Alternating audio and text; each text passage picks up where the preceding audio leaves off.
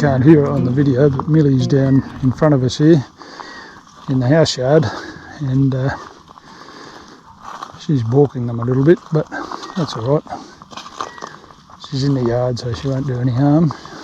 These are merinos, about 16 microns, which is quite fine.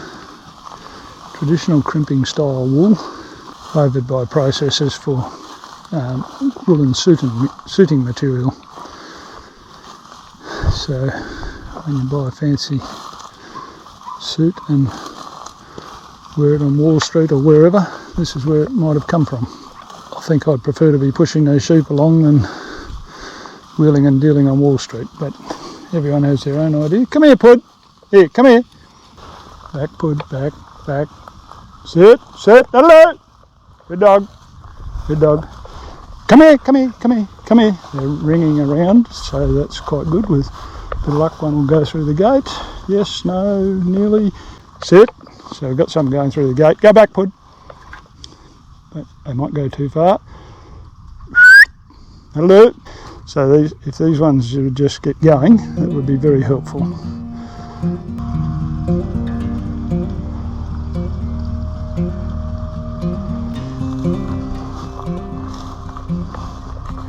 Lovely, jubbly. You have to get the sheep into the shed overnight before shearing. There's two reasons for that. First reason is to make sure that rain doesn't get on them. Now that's not a danger tonight. And the second reason is so that they empty out their poos and things, so they're not pooing on the board when they're and there's a third reason. It makes it a little bit easier for the shearers because the sheep are a little bit tired, so they don't kick and carry on when they're getting shorn.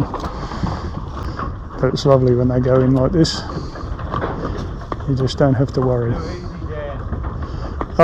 It's not easy, it's just skill, John. It's difficult to know what it is that makes a particular shearing shed work better than another shed. You can do everything you like theoretically, and sheep still won't run. Anyway, this is all a good result.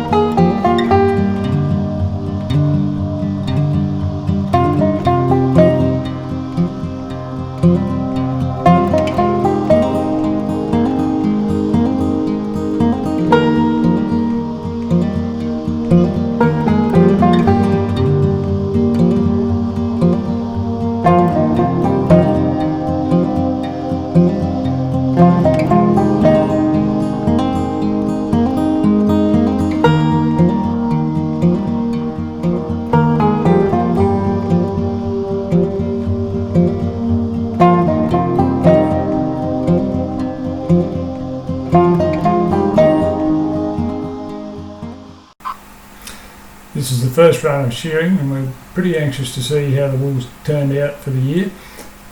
So even the next door neighbours come along to have a look, and Harold, our agent in the background with the mask there, is assessing the wool quality and helping Sarah, who's doing the classing, to get the lines set and all that sort of thing. Harold's absolutely invaluable because he's well acquainted with what the market's doing, and he gives us a lot of advice on our clip preparation, which allows us to maximise the value of the clip for the year. Jeff and Sarah have been skirting the fleece, which is removing the sweats and the cots from the edge of the fleece. Now they're rolling it up. Sarah's quickly going to do a class, and then she'll put it in the appropriate bin. And then a few seconds later, another one will arrive on the table, and the process will start again. Did I mention that our neighbour, the guy in the hat, is the newly elected president of the Australian Superfine Wool Growers Association? Good on you, Mark. Good job. We have two shearers that shear for us every year, Jason and Joey. This is Jason in front of us, and both very good shearers, fast and clean and very kind to the sheep.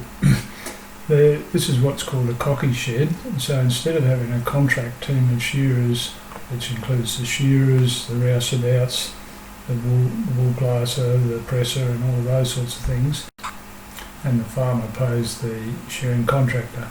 But instead of doing that, we employ the shearers directly and also the rouseabouts, and Sarah does the classing. We find that's a little bit cheaper for a small operation like ours rather than employing a contractor.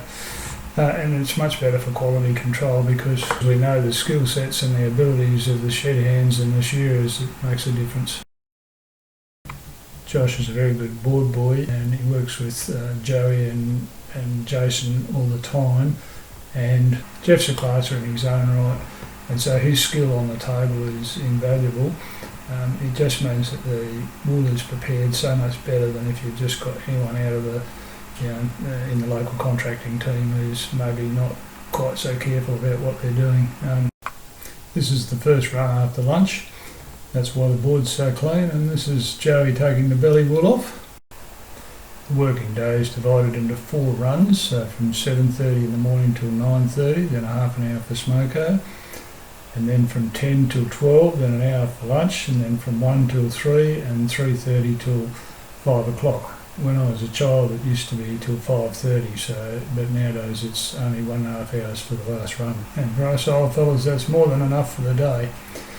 For shearers, though, it's a very physical job. I think it's been calculated that a shearer burns as much energy in a day's shearing as a first-grade footballer does in going to football. So whether that's AFL or rugby league, I'm really not sure.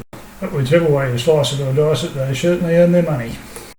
Speaking of which, the shearers are paid piecework, so they're paid per sheep, and the shed hands are paid per run. Today the shearers are using cover combs, which are thicker than normal combs, and they leave a mil or two of wool on the sheep. So that means that if you get a bit of cold weather, the sheep are much better able to handle it. And unfortunately the forecast is looking pretty good, so really it's only just a precaution in case there's a mistake with the forecasting and it goes a bit pear-shaped. Meanwhile, back at the wool table, the wool rollers are busy skirting the fleece, so they're taking, as I mentioned earlier, taking off the sweats and the cots from the edge of the fleece. They'll also take the back out, which is what Jeff's doing now. The back's got, it's a bit more open and can have a bit of vegetable matter and stuff in it. And what I'm doing at the front of the is taking off the neck, which has always got a little bit of vegetable matter from where the sheep pushes through the grass while they're eating. Some years it's got a lot more vegetable matter than others. This year is pretty good, but other years is not so good. And then once that's happened, the fleece has been assessed, and this one's been assessed as a pretty good one because we're rolling it up in a very careful fashion. It might even go in a competition. Josh's job is pretty important because if he doesn't get it flat on the table, it can be a bit of a mess in it, and the wool rollers aren't able to do a proper job skirting it, and bits and pieces of fribs and sweats and cots and things end up in the fleece lines, which is a most undesirable result. The most important job is the classer, and Sarah's the classer in this shed, and you can see what she's doing there is she's looking very closely at the fleece. She has to make a rapid assessment of the attributes of the fleece, things like the length, the strength, the fineness, the colour, the feel of it, the handle of it, the softness of it, the lustre of it. So taking all those things into consideration, and then it puts it in the appropriate fleece line. All classes are required to complete a trade qualification to become a classer, and then they must be registered with the Australian Wool Exchange, AWEX. So there are 2 classes of classer, if you like. So Sarah's an owner classer, which means she's allowed to class her own flock. Jeff, on the other hand, is a registered classer that can class anyone's flock. So he can go to anyone's property and class their wool.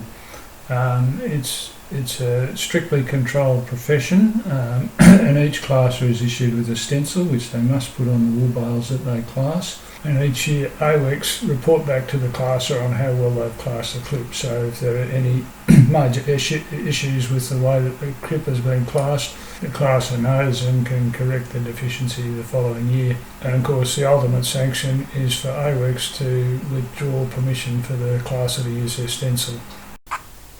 So that's about enough for this video, and next video we'll have a bit more of a look at the wool and the pressing up and the sheep going away, all that sort of stuff. We'll just leave you with a bit of vision that shows how the boys catch the sheep in the catching pen. And if you like this video, you can give us a thumbs up and maybe think about subscribing.